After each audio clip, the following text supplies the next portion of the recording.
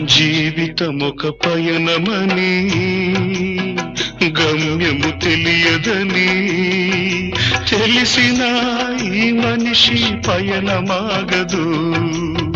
జననం ధర్మమని మరణం కర్మమని తెలిసిన జనన మరణ చక్రమాగదు. మరణం తథ్యమని ఏ జీవికి తప్పదని తెలిసిన ఈ మనిషి తపనాగదు.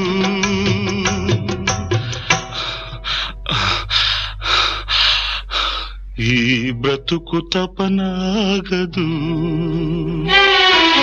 ఆగదు ఏ నిమిషము నీ కోసము.